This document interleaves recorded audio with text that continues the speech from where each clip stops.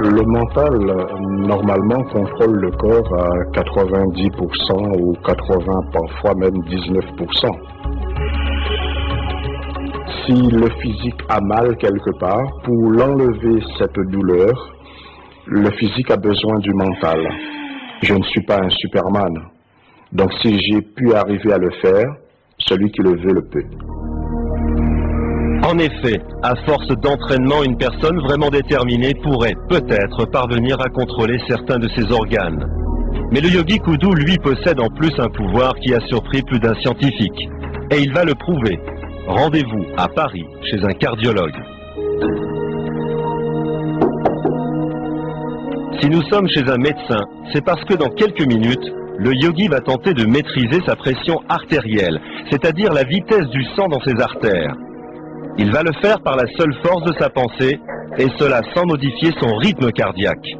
Or, tous les spécialistes vous le diront, c'est normalement impossible.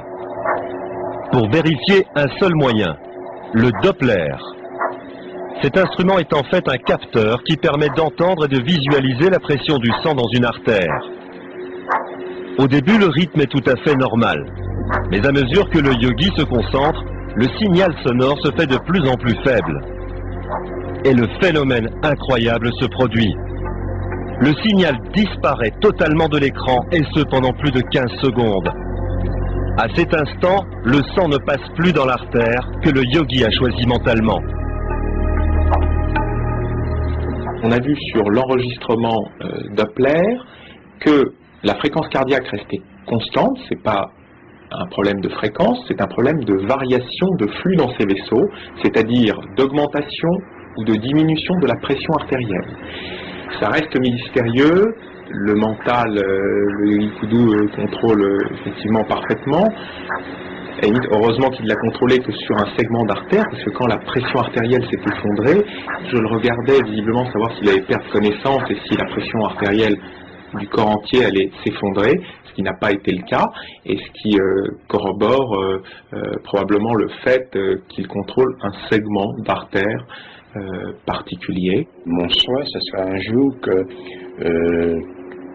tout et chacun puisse apprendre à faire cela et dilater leur artère quand c'est nécessaire. Dans l'angine de poitrine avec des artères normales, spastiques, qui brutalement vont se rétrécir, le patient va avoir mal dans la poitrine parce qu'il n'y aura plus de sang qui passera au niveau de ses artères.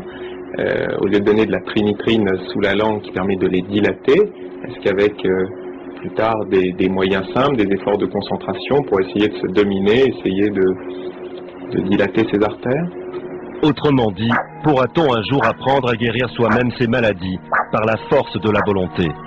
Un espoir pas si fou que ça, comme le prouvent les performances du yogi Kudu.